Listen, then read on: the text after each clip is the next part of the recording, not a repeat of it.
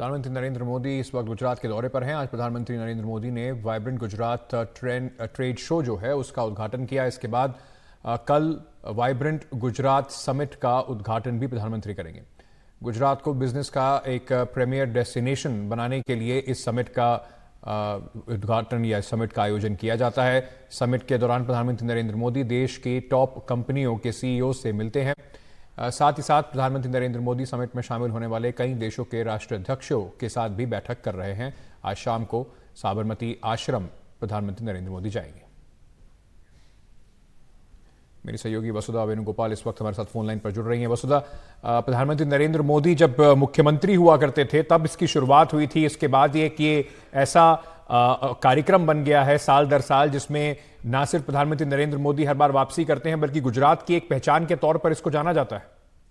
बिल्कुल अंकित, 20 साल हो गए हैं वाइब्रेंट गुजरात को। 2003 में ये शुरू हुआ था और जब ये शुरू हुआ था तो काफी जो लोग हैं, बहुत सारे इंडस्ट्रियलिस्ट नरेंद्र मोदी को पसंद नहीं करते। 20 इयर्स में काफी चीजें बदल गई हैं और आप देखेंगे ये हर 2 साल में एक बार ऑर्गेनाइज होता है। तो 2021 में ऑर्गेनाइज नहीं हुआ था पैंडेमिक के कारण, तो इस बार का वाइब्रेंट गुजरात और भी ज्यादा स्पेशल है। तो मैं जहाँ पे हूँ यहाँ पे पूरी तरह से फेस्टिविटी है और आज का पूरा एक हाईलाइट जो है वो एक रोड शो है जो प्रधानमंत्री यूएई के जो प्रेसिडेंट हैं मोहम्मद बिन जायद उनके साथ करेंगे और इससे एक डिप्लोमेटिक मैसेज भी सेंड होगा भारत की तरफ से कि इजराइल के एलाइज तो है ही हम, लेकिन उसके साथ साथ जो है मुस्लिम नेशन के साथ जो है हम लोगों के not just business relations but cultural और सोशल रिलेशंस भी हैं। तो वो एक डिप्लोमेटिक रिलेशंस है, वो एक स्ट्रॉन्ग मैसेज सेंड होगा। तो मैं जहाँ पे हूँ वहाँ पे बहुत सारे नृत्य गान हो रहे हैं, पूरी तरह से कल्चरल स्पेस बन गया है यहाँ पे और यहाँ पे बहुत ज्यादा और प्राइम मिनिस्टर जो है उनके साथ मिस्टर जायद के साथ रोड शो करेंगे और एक फॉर्मल डिनर भी उनके लिए ऑर्गेनाइज किया गया है। गांधी आश्रम भी दोनों जाएंगे और कल जो है बहुत बड़े इवेंट की बड़े पैमाने में इवेंट का इनॉग्रेशन होगा और 55 ग्लोबल सीईओ और 110 domestic heads of companies including Gautam Adani, Mukesh Ambani are going to be present tomorrow. बहुत बहुत शुक्रिया हमारे साथ जुड़ने के लिए वसुधा।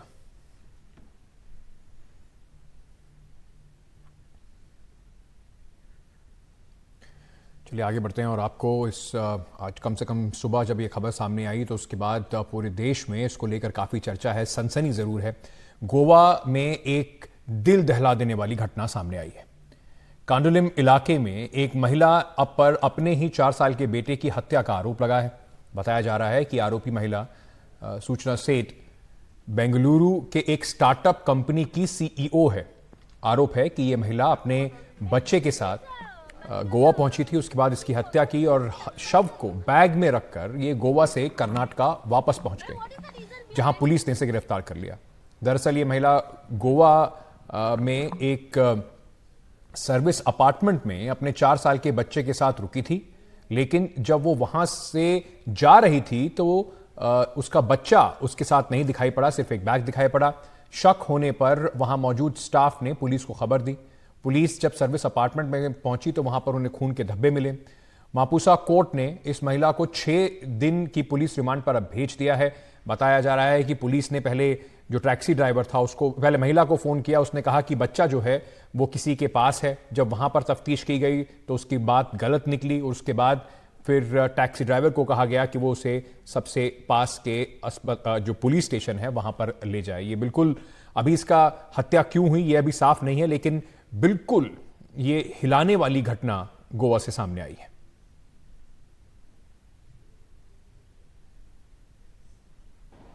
जब इनके लगेज ओपन करके देखा तो उसमें बच्चे का डेड बॉडी मिला। जिस तरीके से डेड बॉडी मिला उससे एक कॉग्निजेबल ऑफेंस बनता है। तो इमीडिएटली कलंगुट पुलिस स्टेशन ने होटल के सुपरवाइजर के कंप्लेंट में मर्डर का एफआईआर रजिस्टर किया आईमंगला पुलिस स्टेशन में। तो वहाँ से वो लेडी को हमने डिटेन किया, वहाँ पे अरेस्ट किया, वहाँ पे कोर्ट में पेश किया और ट्रांसिट रिमांड लेके अभी गोवा में जज के पास प्रोड्यूस करेंगे। मेरे सहयोगी निहाल किदवई इस वक्त इस खबर पे हमारे साथ जुड़ रहे हैं। निहाल, कुछ जानकारी मिल पाई है ये इतनी सनसनीखेज घटना क्यों अंजाम दी, मोटिव क्या था इसके पीछे, और इनके परिवार से क्या कुछ बातचीत हो पाई है, क्या कह रहे हैं? देखिए, इन लोगों के बारे में बहुत ज़्यादा जानकारी यहाँ पर नहीं है। इस महिला के बारे में जिसको कि पुलिस ने गिरफ्तार किया है, उन्होंने जो एड्रेस दिया था अपने दफ्तर का और अपने घर का, वहाँ पर जब वहाँ से ये पता चल रहा है कि जो घर का एड्रेस दिया है वहाँ पर पिछले 5-6 महीने से कोई नहीं रह रहा, और जो दफ्तर का एड्रेस है वो भी गलत है, वहाँ पर एक बार चल रहा है। तो कुल मिलाकर के बेंगलुरु में जो 2 एड्रेसेस थे वो बिल्कुल वहाँ पर कुछ भी तस्वीर साफ नहीं हो रही है। इनके जो पति हैं वो बाहर रहते हैं, जो विदेश में रहते हैं, वहाँ से अब से थोड़ी देर बाद बेंगलुरु पहुँच जाएंगे। लेकिन इस बीच में इस महिला को 6 दिनों की पुलिस हिरासत में निचली अदालत ने भेज दिया है। पुलिस को इसकी ज़रूरत थी क्योंकि बहुत सारे एविडेंसेस वहाँ पर इकट्ठे करने हैं, लेकिन सीसीटीवी कैमरा सबसे बड़ा एविडेंस है। उसके बाद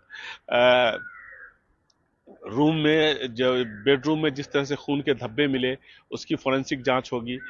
थोड़ी देर बाद जो जानकारी हमें मिली है उसके मुताबिक बच्चे के शव का पोस्टमार्टम शुरू हो जाएगा। तो पिता का इंतजार किया जा रहा है, उम्मीद की जा रही है कि आज देर शाम तक वो यहाँ पर पहुंच जाएंगे, और चित्रदुर्गा यहाँ से 4 से 4.5 घंटे की दूरी पर है, और वहाँ पर इसके बाद पोस्टमार्टम शुरू होगा। वहाँ इसकी तैयारी कर ली गई है, और पोस्टमार्टम के बाद ही पुलिस का ये कहना है कि वो ये बता पाएगी कि हत्या किस तरीके से की गई। लेकिन प्राइमा फेसी प्रथम दृष्टया ऐसा लगता है कि गला घोंट करके हत्या की गई है।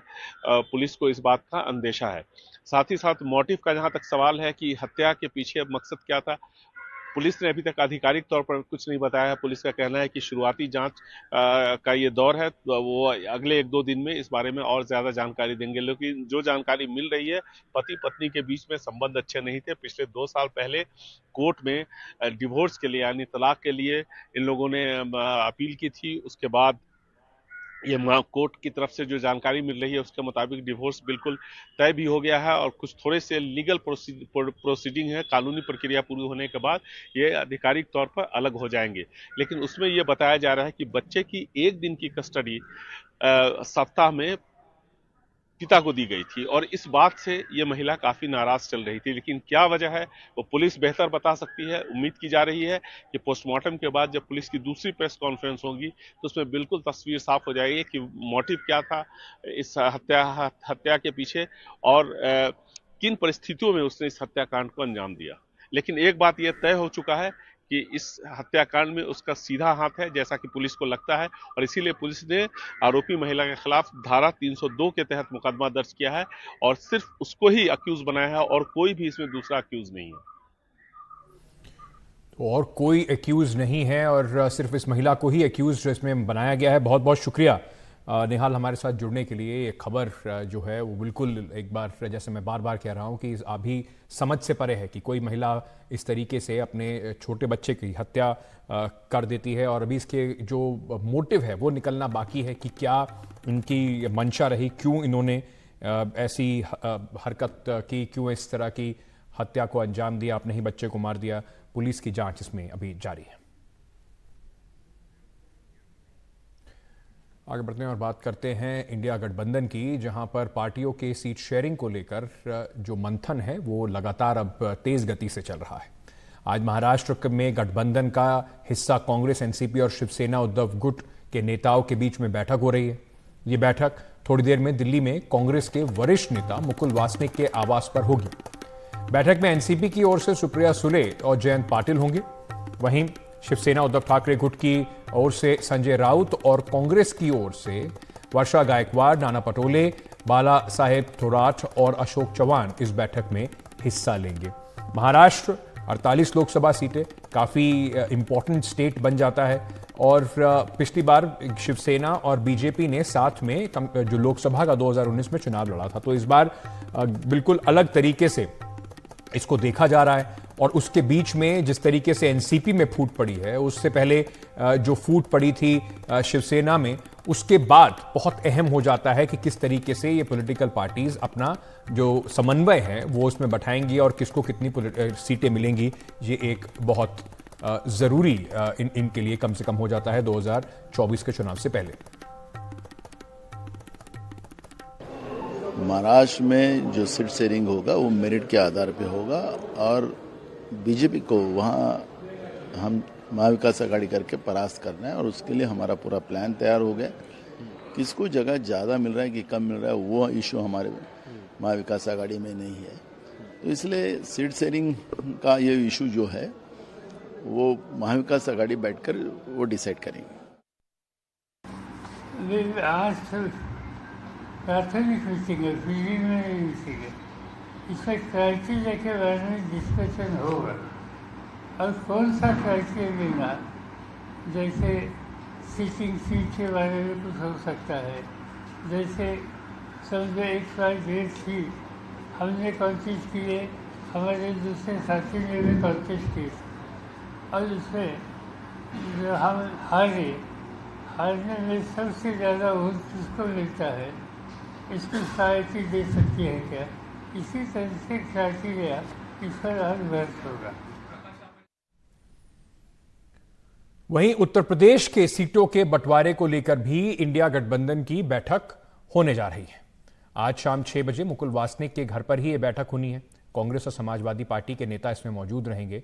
सपा से रामगोपाल यादव यहां पर मौजूद रहने की उम्मीद है और कांग्रेस के नेता इसमें रहेंगे। उत्तर प्रदेश में आरएलडी भी इस गठबंधन का हिस्सा है।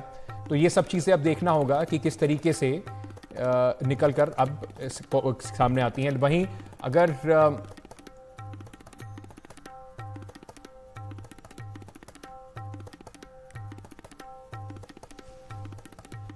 बातचीत हो रही है, उसमें पार्टी की तरफ से सुझाव दे दिए जाएंगे महिलाओं के सुरक्षा और उनसे सुझाव भी मांग लिए जाएंगे।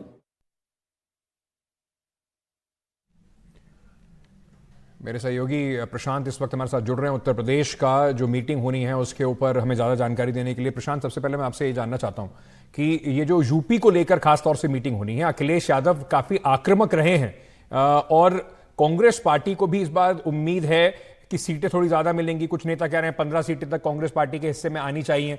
लड़ने के हिसाब से देखा जाए तो कांग्रेस की पिछली बार सिर्फ जो रायबरेली की सीट है वही सीट पर विजय उन्हें मिली थी।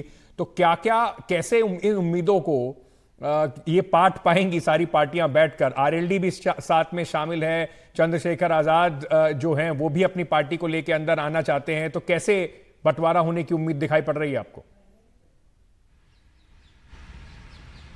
नहीं, देखिए, प्रमुख तौर पर समाजवादी पार्टी और कांग्रेस के बीच बंटवारा एक बड़ी चुनौती है और आपने बिल्कुल ठीक कहा कि ये केवल पिछले चुनाव में कांग्रेस के प्रदर्शन की बात नहीं है। 2-3 महीने में खासकर मध्य प्रदेश चुनाव में जिस तरीके से अखिलेश यादव और कांग्रेस के नेता बिल्कुल आमने सामने आ गए थे मध्य प्रदेश में सीटों के बंटवारे के मुद्दे को लेकर, और अखिलेश यादव ने यहाँ तक कहा था कि कांग्रेस ने जो मध्य प्रदेश में किया वही वो कांग्रेस के साथ उत्तर प्रदेश में कर सकते हैं। तो ये सारी चीज़ें चर्चा में रहेंगी। आज की बैठक 6 बजे बुलाई गई है। उसमें हमें जानकारी मिली है कि समाजवादी पार्टी की तरफ से रामगोपाल यादव, जो खुद एक बड़े कद्दावर नेता हैं समाजवादी पार्टी के, वो बैठक में आएंगे। आज की बैठक में मूल रूप से जितनी भी ऐसी बैठकें हो रही हैं जो कांग्रेस की तरफ से मुकुल वासनिक की अध्यक्षता में नेशनल अलायंस कमेटी बनाया गया है कांग्रेस की तरफ से, वो हर राज्य के अपने घटक दलों के साथ बातचीत कर रही हैं और आज उसी क्रम में ये बैठक है। तो आज माना जा रहा है कि दोनों ही तरफ से कितनी सीटें दोनों पार्टियां लड़ना चाहती हैं, उनकी क्या उम्मीदें हैं दोनों पार्टियों की, वो एक दूसरे के सामने वो दोनों रख देंगी। और आपने अखिलेश यादव को अभी सुना, उन्होंने भी यही कहा कि आज मूल रूप से अपने व्यू पॉइंट दोनों पार्टियों की तरफ से बता दिए जाएंगे। स्टिकिंग पॉइंट बहुत ज़्यादा है, कांग्रेस ज़्यादा सीटें चाहेगी, जाहिर है, हालांकि उसका प्रदर्शन बेहद ख़राब रहा है और समाजवादी पार्टी उसी को आधार बनाकर सीटों का बंटवारा करना चाहती है। अब आपने बिल्कुल ठीक सवाल किया कि ऐसे में सबको कैसे मिलाकर चलेंगे, यही लाख टके का सवाल है। आज की बैठक से काफ़ी कुछ पता चलेगा कि किस दिशा में गठबंधन और सीटों के समझौते की जहां तक बात है वो किस दिशा में गाड़ी आगे बढ़ रही है। तो आज की बैठक में ये देखना होगा कि दोनों पार्टियां अपनी अपनी तरफ से कितनी सीटें मांगती हैं और कितनी सीटें वो छोड़ने के लिए एक दूसरे के लिए तैयार होती हैं। प्रशांत, लेकिन अगर कितनी सीटें छोड़ने पर तैयार होंगे, एक बार बार सवाल उठ के ये आता है कि कहीं ना कहीं कांग्रेस पार्टी ने एक बीएसपी को लेकर भी अपना एक दरवाजा खुला रखा हुआ है। उसको लेकर उनके नेता कुछ बातचीत भी करते रहते हैं। अखिलेश यादव और बीएसपी का जो प्रेम है वो जग जाहिर है। अखिलेश यादव बिल्कुल पिछली बार की तरह उनके साथ मायावती के साथ जाना चाहते नहीं हैं। वो किस तरीके से बैलेंस हो पा रहा है? क्या कोई संभावना है कि बीएसपी भी साथ में आ जाए, उसके साथ भी कुछ गुणागणित बन पाए इंडिया अलायंस का? नहीं, आपने समाजवादी पार्टी और मायावती के बीच जो बनते बिगड़ते रिश्ते हैं वो कल आपने देखा किस तरह से एक ट्विटर वॉर भी चला, फिर अखिलेश यादव ने उस पर बयान भी दिया। 19 दिसंबर को जो इंडिया गठबंधन की बैठक हुई थी दिल्ली में अंकित, उसमें आपको याद होगा समाजवादी पार्टी ने बिल्कुल ये साफ किया था, उसमें खुद अखिलेश यादव मौजूद थे और उन्होंने यहाँ तक कहा था कि अगर बसपा को इंडिया गठबंधन में लाने की ज़रा सी भी कवायद होती है और ये अगर ये अंडर कंसिडरेशन है तो फिर समाजवादी पार्टी पुनर्विचार करेगी इंडिया गठबंधन में रहे या नहीं रहे। तो इस हद तक समाजवादी पार्टी जाकर अपनी बात रख चुकी है। तो ऐसे में समाजवादी पार्टी बड़ा वहाँ पे दल है, ऐसे में कांग्रेस क्या समाजवादी पार्टी को अपसेट करके आगे बढ़ना चाहेगी? क्योंकि अगर अखिलेश यादव इतने स्पष्ट तरीके से बसपा को लेकर अपना रुख रखते हैं तब शायद कांग्रेस के लिए मुझे लगता है मुश्किल हो गया। हालांकि आपने बिल्कुल ठीक कहा, कांग्रेस के नए नए प्रभारी बने अविनाश पांडे, उन्होंने संकेत तक दे दिया कि वो मायावती के संपर्क में भी है कांग्रेस पार्टी, लेकिन मुझे लगता नहीं है समाजवादी पार्टी इसके लिए तैयार होगी और उन्होंने अपना रुख एक तरह से बिल्कुल स्पष्ट कर दिया है और कांग्रेस भी ऐसे मौके पर समाजवादी पार्टी को मनाकर ही रखना चाहेगी मुझे लगता है ऐसे समय में। चलिए, बहुत बहुत शुक्रिया प्रशांत हमारे साथ जुड़ने के लिए। तो मंथन जो है इंडिया गठबंधन में जारी है। कल दिल्ली पर बात हुई, आज महाराष्ट्र और उत्तर प्रदेश पर बात हो रही है। कोशिश यही है कि किसी न किसी तरीके से 15 तारीख तक जब राहुल गांधी अपनी यात्रा के लिए निकलेंगे उससे पहले कम से कम एक खाका तो तैयार कर ही लिया जाए कि कहां कहां पर कितनी सीटें किसको मिलने वाली हैं। एक तरफ क्योंकि बार बार बात होती है कि थोड़ा मामला जो है ऑपोजिशन के गठबंधन में ढीला चल रहा है।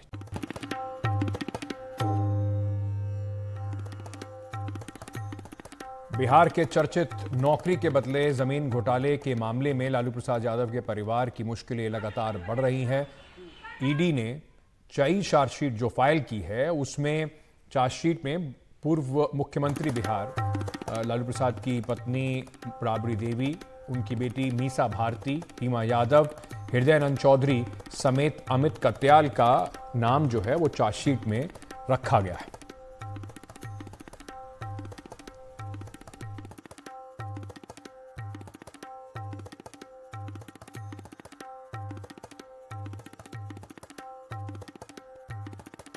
अब ईडी का काम ही है जिसको भाजपा वाले और मोदी जी कहेंगे उन पर केस दर्ज करना, चार्जशीट करना। केवल एक दबाव किसी लोकतंत्र में आज प्रश्न उठ खड़ा हुआ है, क्या ये संस्थाएं अब किसी व्यक्ति के प्रचार के साधन बनेंगे? जो भी लोकतंत्र की रक्षा और हिफाजत के लिए आगे खड़ा होकर के जनता की आवाज़ उठाएगा उसे इसी मुश्किल का सामना करना पड़ेगा। तो अभी तो बिल्कुल यहाँ पूरे देश में परंपरा बन चुकी है। तो ईडी ने पहली चार्जशीट दाखिल की है क्योंकि ईडी इस पूरे घोटाले में मनी लॉन्ड्रिंग के तहत जांच कर रहा है और ईडी की ये पहली चार्जशीट है। इस चार्जशीट में राबड़ी देवी का नाम है, उनकी बेटी मीसा भारती का नाम है, हेमा यादव उनकी बेटी उनका नाम है, साथ में जो अमित कात्याल है जो कारोबारी है और एके इन्फोसिस जो कंपनी है उसका जो प्रमोटर है उसका नाम है। दरअसल जो अमित कात्याल है उसको ईडी ने बीते महीने गिरफ्तार किया था और एलिगेशन ये है कि जो एके इन्फोसिस कंपनी है उसमें राबड़ी देवी के शेयर है। इस पूरे मामले में ईडी जो है वो मनी लॉन्ड्रिंग के तहत जांच कर रही है और दिसंबर के महीने में ईडी ने लालू यादव और उनके बेटे तेजस्वी यादव को सम्मन जारी किया था पूछताछ के लिए, लेकिन वो दोनों पूछताछ के लिए नहीं आए थे। तो आगे हो सकता है कि ईडी दोबारा सम्मन जारी करके लालू यादव और तेजस्वी यादव से पूछताछ करे। इस केस में अभी जो ईडी की चार्जशीट है वो पहली चार्जशीट है। ये जो पूरा मामला है ये सीबीआई ने मई 2022 में दर्ज किया था और उसके बाद जो सीबीआई है वो इस मामले में 2 चार्जशीट पहले ही पेश कर चुकी है और उस केस में सीबीआई वाले केस में लालू यादव, राबड़ी देवी, तेजस्वी यादव समेत तमाम जो आरोपी हैं वो जमानत पर हैं। सीबीआई ने उस केस में कुल 17 आरोपी बनाए थे और उसके बाद फिर ईडी ने मनी लॉन्ड्रिंग के तहत ये पूरा मामला दर्ज किया था। एलिगेशन यही था कि 2004 से लेकर 2009 के बीच में जब लालू यादव रेल मंत्री थे तो उन्होंने बड़े पैमाने पर लोगों को नौकरियां दी और उसके बदले में देश के अलग अलग शहरों में उनकी जमीन या तो सस्ते में लिखवा ली या फिर उनसे गिफ्ट के तौर पर ले ली।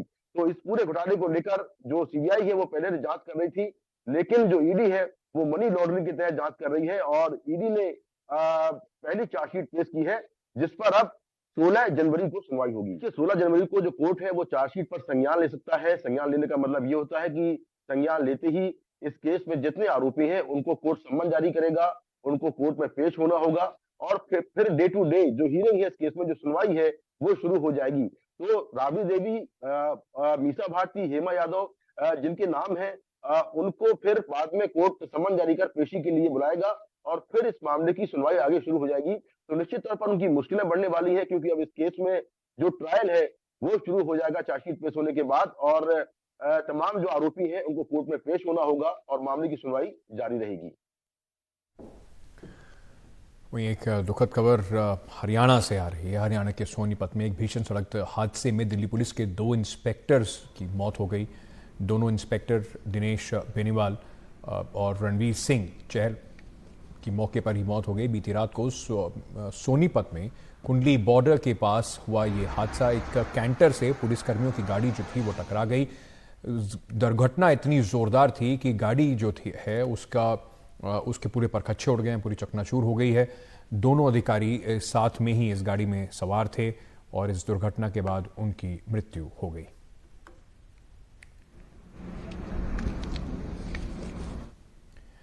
वहीं उत्तर प्रदेश के गाजियाबाद के इंदिरापुरम थाने के पास एक भीषण सड़क हादसे में 2 पुलिसकर्मियों की भी मौत हुई। दोनों पुलिस कांस्टेबल एक इनोवा कार में सवार थे।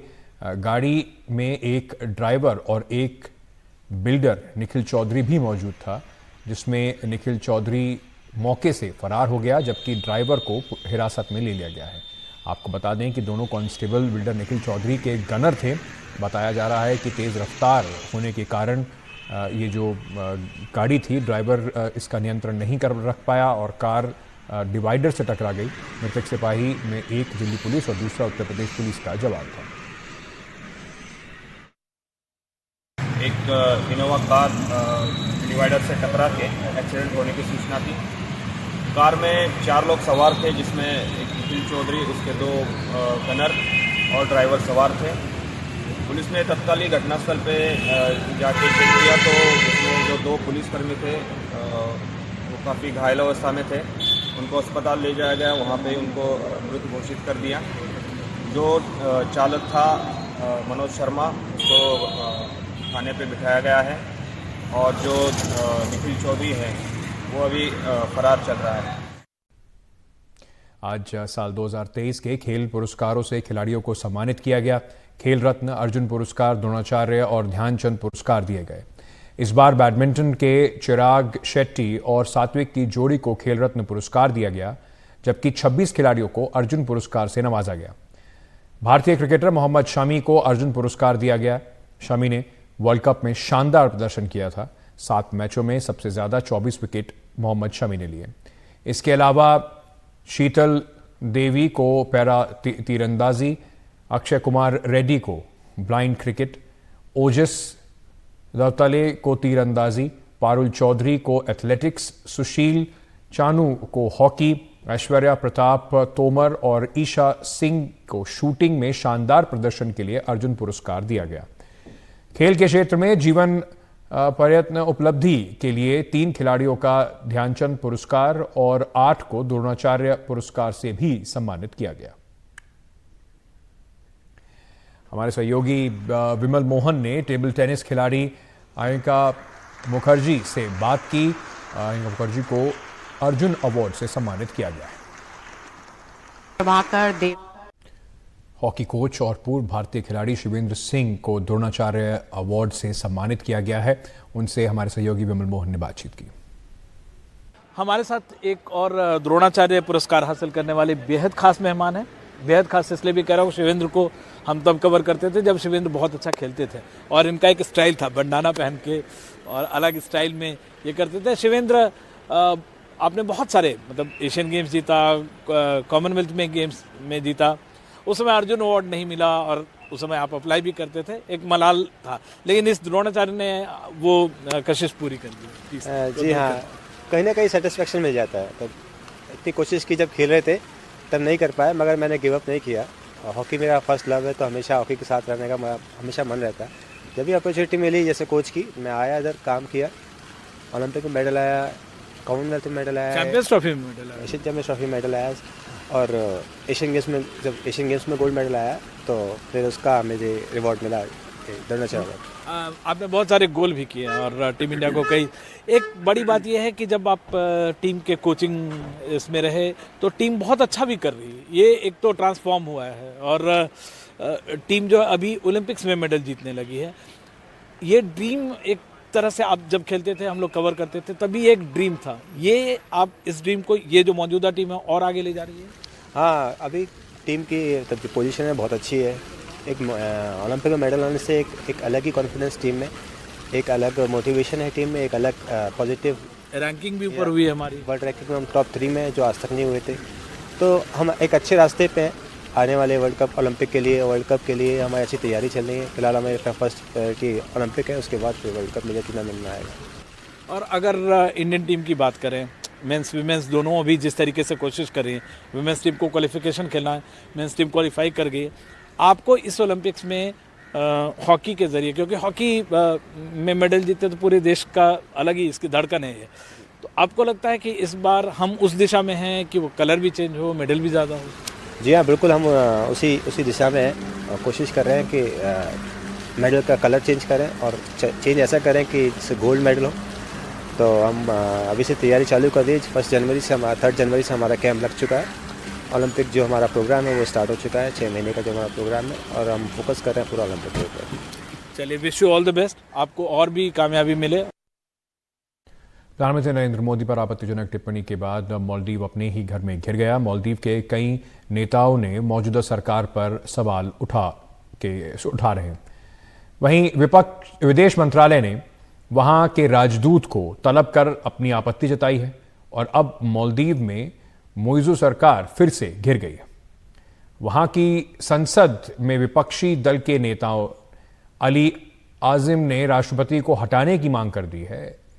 इसके लिए उन्होंने अविश्वास प्रस्ताव लाने की सिफारिश की है। विपक्ष का कहना है कि जब ये विवाद चल रहा था तो राष्ट्रपति मोइज़ू ने हस्तक्षेप क्यों नहीं किया।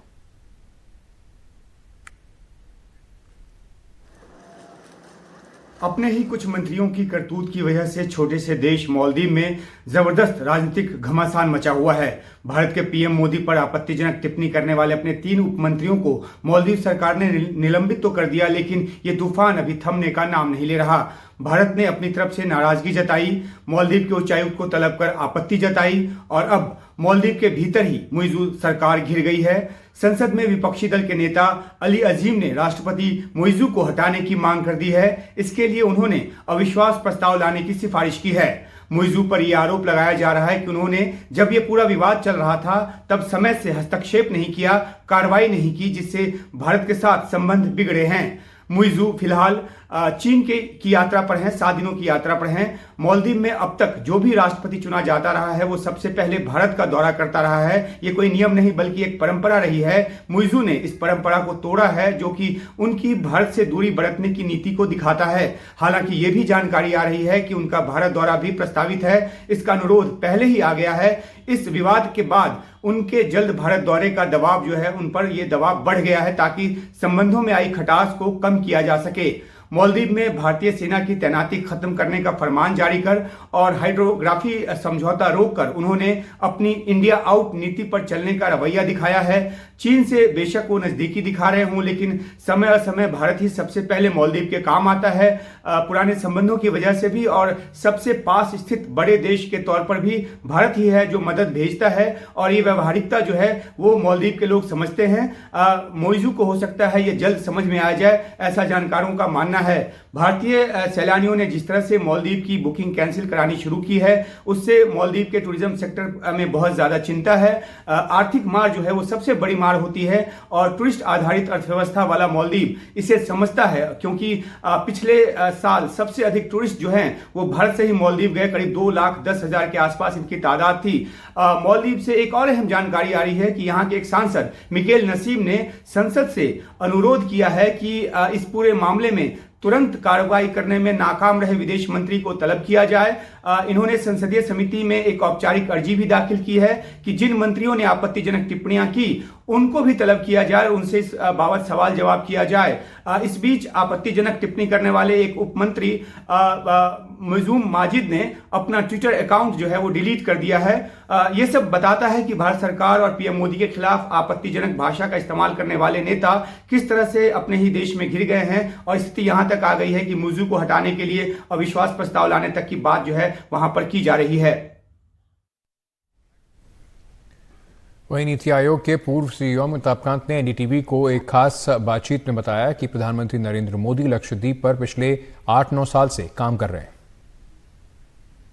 पिछले 8-9 साल से पीएम इसके पीछे लगे और आप देख रहे हैं इनका डेवलपमेंट न केवल अंडमान में, न केवल लक्षद्वीप में, और आगे चल के ये जो ब्यूटी है हमारे देश की, ये अंतर्राष्ट्रीय लेवल पर सबसे सुंदर और सबसे मनोहर आइलैंड्स बन के निकलेंगे और हमें सस्टेनेबल डेवलपमेंट और रिस्पॉन्सिबल टूरिज्म पर फोकस होगा और आगे चल के ये बहुत डेवलप होंगे और दुनिया के सबसे अच्छे टूरिज्म स्पॉट्स में रहेंगे। अभी के लिए सवाल इंडिया का में इतना ही। खबरों का सिलसिला एनडीटीवी इंडिया पर जारी है, बने रहिए हमारे साथ।